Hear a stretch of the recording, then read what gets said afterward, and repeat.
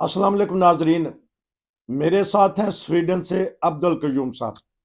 बड़ा ज़बरदस्त तबसरा करते हैं, दमक बोलते हैं और यूक्रेन और रूस की जंग के बारे में भी इन्होंने अपने कुछ नज़रियात, अपना तबसरा पेश किया। अब हाल ही में जो एक इंसानी अलमिया जन्म ले रहा है फ़लस्तीन पर, इसराइल में, वहाँ भी जंग जारी है। अब यूरोप में भी जंग जारी है, मशरिक़ वस्ता में भी जंग जारी है। इसके असरात मैं इनसे पता करूंगा यूरोपीय यूनियन पे क्या पड़ेंगे, हमारे यूरोप में जो रहने वाले हैं उनके ऊपर क्या पड़ेंगे और स्वीडन के ऊपर क्या पड़ेंगे, क्योंकि स्वीडन एक तरक्की याफ्ता दुनिया में नंबर वन कहना चाहिए कि जहाँ अमन भी है और हर किस्म की सहूलियात भी हैं, उस मुआशरे पे क्या असर पड़ेंगे। और जो हज़ारों लाखों के हिसाब से मुसलमान बसते हैं यूरोप में या दीगर अमेरिका कनाडा वगैरह में, उनके ऊपर क्या असर पड़ेगा कि हमें दुनिया किस नज़र से देखती है। मैं चलता हूँ स्वीडन। जी अस्सलाम वालेकुम। जी वालेकुम सलाम जी रशीद साहब। हाँ जी सर, आप स्वीडन में रहते हैं, इंतहाई तरक्की याफ्ता मुल्क है। आगे एक जंग 2-4 साल से हो रही है और अब एक और नया सिलसिला शुरू हो गया है। इंसानी अलमिया जन्म ले रहा है, दोनों तरफ से हलाकतें हो रही हैं, बिल्डिंगें गिर रही हैं, बच्चे यतीम हो रहे हैं, खवातीन जो सी हैं वो बेवाएं हो रही हैं। क्या कहना चाहेंगे पहले इस जंग के बारे में, अगर कुछ इजहार ख्याल करना चाहें, अफसोस करना चाहें, बताइएगा। जी बिल्कुल ऐसे ही है। जैसे देखें तो यूक्रेन और रशिया की जंग हुई तो हमें अफसोस हुआ, क्योंकि यूक्रेन भी एक तरक्की याफ्ता मुल्क था और उनके बच्चे औरतें मर्द जब वहां से निकले रोते हुए और उनकी बिल्डिंगें जब गिर रही थी, रशिया के साथ जंग हो रही है। अभी रशिया बड़ा मुल्क है। यूक्रेन का प्रेसिडेंट अगर अक्लमंद शख्स होता, उसी तरह जिस तरह सद्दाम ने गलती की थी, इसने भी उसी तरह गलती की है। तो अगर सद्दाम उस वक्त अक्लमंदी करता, जब पूरी दुनिया उसको कह रही थी कि तुम कुवैत से निकल आओ, जी। और वो निकल नहीं रहा था। अमेरिका के प्रेसिडेंट भी गए पुराने, वो नहीं निकल। आखिर उसका अशर देख ले क्या हुआ, दुनिया ने देखा। इसी तरह ये जो यूक्रेन का सदर है, इसकी अगर अक्लमंद ये शख्स होता तो ये जंग कभी ना करता, क्योंकि जंग से कोई मसले हल नहीं हुए। तबाही होती है, सिर्फ तबाही इंसानी भी होती है, माली भी होती है, और पूरे उस एरिया के ऊपर बल्कि दुनिया के ऊपर उसका असर होता है। आप देखिए इनकी जंग से जानदारी की बात है कि पूरा यूरोप, 28 मुल्क जो इस वक्त मौजूद हैं, इनके अंदर महंगाई जो थी वो बहुत ऊंची, डबल महंगाई, यानी एक चीज 10 की थी वो 20 की बिक रही है। ये इसी वजह से हुआ है। फिर उनके लोग महाजरों की यहाँ आए, अपना मुल्क छोड़ के, अपना घर बार, अच्छा खासा तरक्की याफ्ता मुल्क था। अभी दूसरा जो साने अभी शुरू हो गया है वो फलस्तीन है। फलस्तीन एंड आप कहें इसराइल, वो इससे भी ज्यादा खतरनाक है, क्योंकि वो ऐसा चारों तरफ, बेशक इसराइल के मुसलमान मुल्क हैं, लेकिन जो इतने अरसे से इसराइल ने एक इलाका ऑक्युपाई किया हुआ है और उसको वो छोड़ नहीं रहा। और उसका क्या है कि मुसलमानों के अंदर एक नफरत है इसराइल के खिलाफ।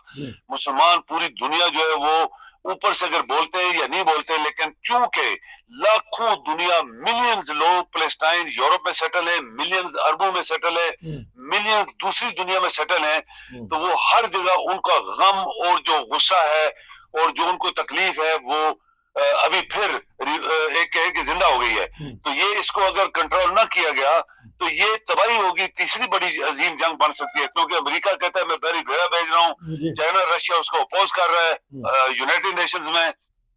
बाकी मुल्क जो है, जैसे साथ सीरिया है, उधर लेबनान है, इधर उर्दन है, उधर मिस्र है, फिर पाकिस्तान, अरब मुल्क सारे, ये सभी फलस्तीन को सपोर्ट कर रहे हैं। तो ये एक ऐसी आग है जिसमें जरा से भी इसके ऊपर कोई चीज झोंकी गई तो ये बहुत बड़ी आग बन जाएगी। और ये सिर्फ जंग की वजह से है। अगर ये जंग इधर या उधर खत्म हो जाए और टेबल पे बैठ के इन चीजों का हल निकाल लिया जाए तो बहुत सारी दुनिया बचेगी, पैसा बचेगा, और इनका माली जो नुकसान हो रहा है, जो इंसानी नुकसान हो रहा है, वो सब बच जाएगा। लेकिन ये सिर्फ सोच की बात है। कौन सोचता है ऐसा, ये एक सवाल है। कि अगर वो अक्लमंदी से सोचेंगे तो ये सब कुछ हो सकता है। वरना सदाम का असर हुआ, जो लीबिया के सदर का असर हुआ, या बाकी लोगों को हुआ, वो इसी तरह बेवकूफ लोग थे जो जंग के अंदर आए, फिर तबाही पूरी दुनिया की, अपने मुल्क की, खानदानों की, सब तबाही करवा दी। तो अफगानिस्तान में भी ऐसे हुआ था। अगर तालिबान उस जमाने में असामा को दे देते तो ये जो 20 साल जंग रही ये ना होती। वहां पे भी दिमागी एक फतूर था तालिबान के अंदर, उन्होंने पूरी दुनिया में तबाही मचवाई। तो ये इसका ये हल है कि अभी इसके ऊपर ये जंग बंद करें, टेबल पे बैठे, जो जेन्युइन इसका हल है वो एक्सेप्ट करे इसराइल करारदादों के अंदर जो यूनाइटेड नेशन है, और लाइक वाइज जो बाकी मसाइल हैं जहां करारदादें पेश की गई, एक्सेप्ट हुई यूनाइटेड नेशन ने, उनको फॉलो किया जाए। और इतनी बड़ी तबाही जो हो रही है पहले यूरोप के अंदर, और जो भी मिडिल ईस्ट में होने वाली है, उससे बचा जा सकता है। जंग किसी मसले का हल नहीं है, ये थे बड़े जबरदस्त तरीके से कह रहे हैं हमारे अब्दुल कयूम साहब। अब बताइएगा को किस जगह बैठेंगे, कोई ना कोई जगह हो, अक़वाम मुत्तहिदा तो नॉर्मल करारदादें मंजूर तो कर लेती है लेकिन उसके ऊपर अमल नहीं करवाते, वीटो कर देते हैं। अमेरिका फौरी तौर पे हमायत करना शुरू हो जाता है, इधर से चाइना रूस निकल आते हैं।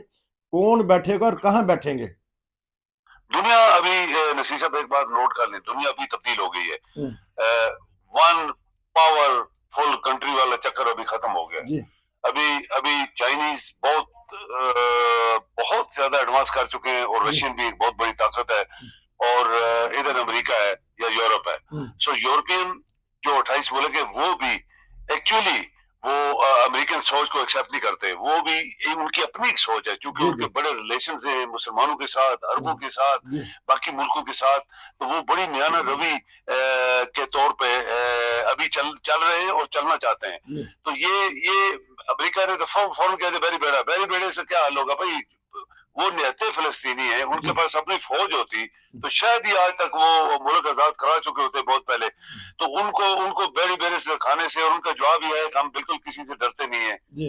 तो यही बात है कि कौन इनको टेबल पे बैठाएगा। यूनाइटेड नेशन का जो आप कहें कि जो यूनाइटेड नेशंस का जो हेड ऑफ नेशंस, वो पुर्तगाल का है, वो बहुत अच्छा इंसान है, उसकी सोच बड़ी पॉजिटिव है। अगर वो इनको राजी कर ले किसी मुल्क के अंदर बैठा के, और पैलेस्टाइन को आजाद किया जाए, पैलेस्टाइन को आजाद किया जाए, यूनाइटेड नेशंस का डिसीजन है। तो इसराइल को बता दिया जाए कि टू नेशंस थ्योरी जो बनी हुई है इसको एक्सेप्ट करो, तो ये मसला हल हो जाएगा। फिर आपस में रहेंगे ना, अभी यूरोप में चीकोस्लोवाकिया जब तकसीम हुआ तो चुप करके अलग हो गए, जंग हुई कुछ और एक दो मुल्कों में, तो जो अक्लमंद लोग होते हैं वो जंग नहीं करना चाहते। जंग से आज तक कोई मसला नहीं हुआ। जंग अजीम 2 में करोड़ों दुनिया मरी, आखिर टेबल पे आके बैठ गए।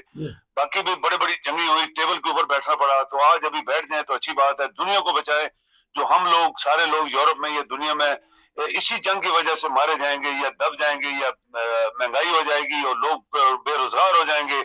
तो इसको बचाने का एक ही तरीका है, जंग बंद करके टेबल पे हैं और इसका मसला हल करें। हकूक मांगे जा रहे हैं, हकूक की वजह से जंगें लड़ी जा रही हैं, ये थे बता रहे मशरिक़ वुस्ता के हालात। लेकिन सऊदी अरब का क्या रोल देखते हैं? हालांकि वो इस्लामी दुनिया में एक पावर वाला मुल्क है, पावर से मतलब उसकी बात मानी जाती है। क्या देखते हैं सऊदी अरब के किरदार को?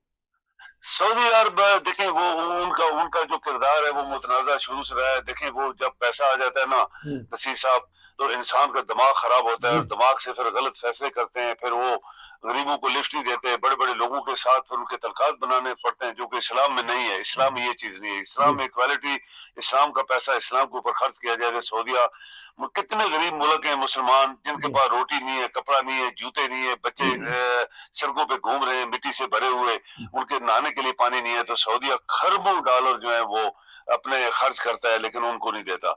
ये सऊदी अरब का रोल तो है अगर वो करना चाहे, लेकिन वो जैसे अभी अमारात के प्रेसिडेंट ने कई मिलियन डॉलर्स पैलेस्टाइन को फौरन अतिया दे दी है, और क्विकली उन्होंने बोला कि हम देंगे, ताकि वो लोग जो इधर उधर चले गए या मर गए उनका को बंदोबस्त किया जाए खाने पीने का। उन्होंने सबसे पहले उसने पैसा दिया है। सऊदी वाले अभी तक बोले नहीं है, वो सिर्फ एक दूसरे को कह रहे हैं कि अच्छा जी जंग खत्म करो, ये करो, वो करो। तो इससे कुछ मसला नहीं हल होने वाला।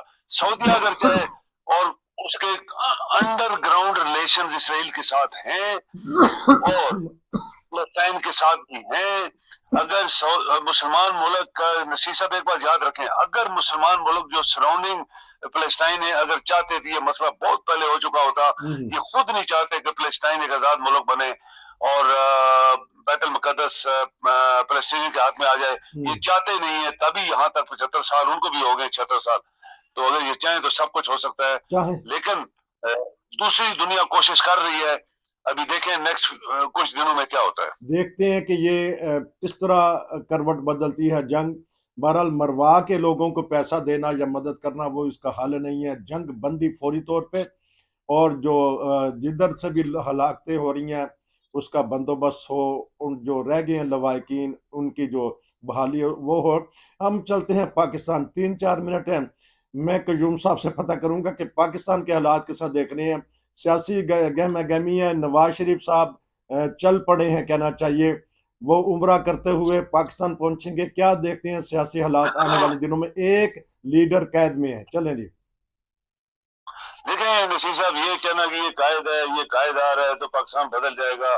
3 दफा वजीर आजम नवाज शरीफ बना और तीनों दफा उसको, ये कौम, पाकिस्तानी कौम अगर जिंदा होती, जिसको हम कहते हैं जिंदा है, पाइंदा है, फलान है, ठीक है, नारे मार, सड़कों के ऊपर झंडे उठा, और ये इससे दुनिया ने, दूसरी ना तो दुनिया ने तरक्की की है और ना दुनिया जो है इससे कुछ मसला हल कर सकती है। ये सिर्फ खुशफहमी है और ये दिखावा है, और नालायक कौमें ऐसे काम करती हैं। आप देखें यूरोप में हमने कभी नहीं देखा किसी ने झंडे उठाए हुए सड़कों पे नारे मार रहे हैं, कभी never ever, they do work. वो कहते हैं काम काम काम। कायद आजम ने यही बोला था, काम काम काम।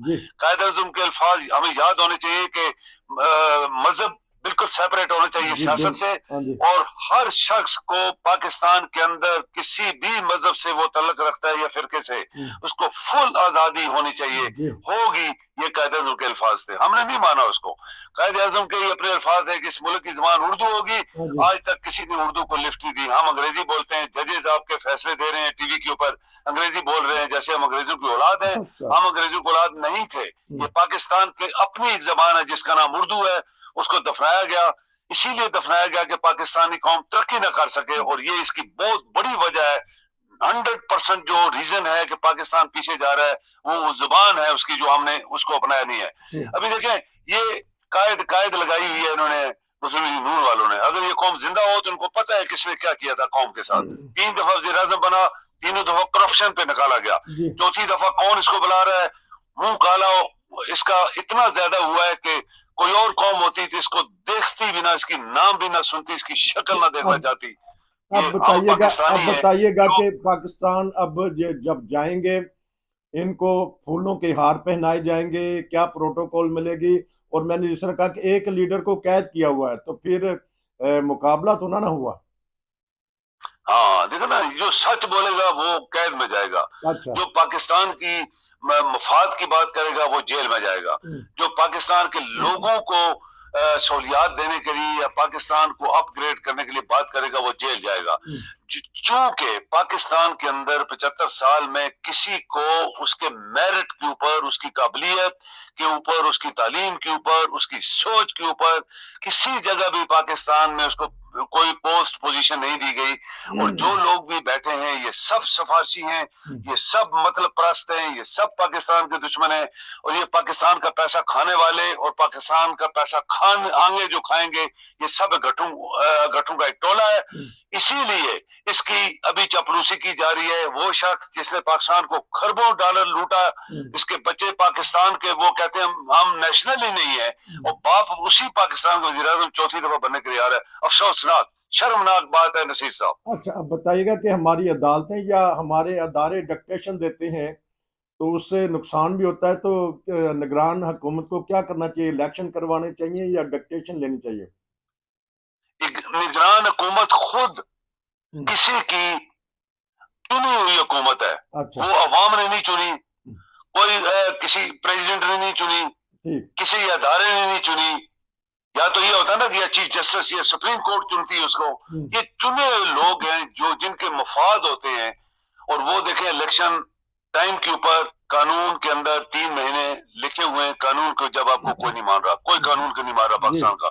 सुप्रीम कोर्ट के चीफ जस्टिस ने फैसले किए, सब उठा के कूड़े में फेंके गए। सुप्रीम कोर्ट सदर ने कहा कि मुझे ये जो इलेक्शन कमिश्नर मुझे आगे मिले, उसने कहा मैं नहीं मिलता हूँ। जब ये सब चीजें आपके सामने हो रही हैं तो एक बंदा जो करप्ट का मास्टर है, पाप है, और लंदन में छुपा हुआ है, वो वापस आ रहा है। उसके लिए उसकी रिसेप्शन की तैयारी हो रही है। इससे आप अंदाजा लगा सकते हैं कि पाकिस्तान किधर जा रहा है, पाकिस्तान के लोग किधर हैं, और पाकिस्तान के कौन लोग हैं जो ऐसे लोगों को फिर पाकिस्तान को लूटने के लिए, तबाही लोगों की मचवाने के लिए उसको बुला रहे हैं। ये पाकिस्तान नहीं चल रहा। चीफ जस्टिस या सुप्रीम कोर्ट या बाकी जजेस सब इन्हीं की पैदावार हैं। सो वो भी उन्हीं को सपोर्ट करते हैं, और वो अदारे जो पीछे बैठे हैं, पीछे से इनको सब कुछ करवा रहे हैं, वो भी लोगों को पता है। तो पाकिस्तान नहीं आगे मूव फॉरवर्ड करेगा नसीर साहब, ये अब बात याद रखना। वैसे पाकिस्तान फॉरवर्ड नहीं हो रहा। ये थे हमारे अब्दुल कयूम साहब जो जंग के बारे में खबरें और तबसरा दे रहे थे, और साथ ही उन्होंने पाकिस्तान की मौजूदा सियासी सूरत हाल पे भी थोड़ा सा तबसरा किया। मैं इनसे भरपूर तबसरा लूंगा। आने वाले दिनों में पाकिस्तान में हालात चेंज होंगे, जंग के भी असरात होंगे, वो भी पता करेंगे। आपका बहुत शुक्रिया, अपना ख्याल रखिएगा, क्योंकि आजकल हालात इस तरह के हो खतरनाक बन सकते हैं। नसीर को इजाजत दीजिए। अस्सलाम वालेकुम जी, थैंक यू जी।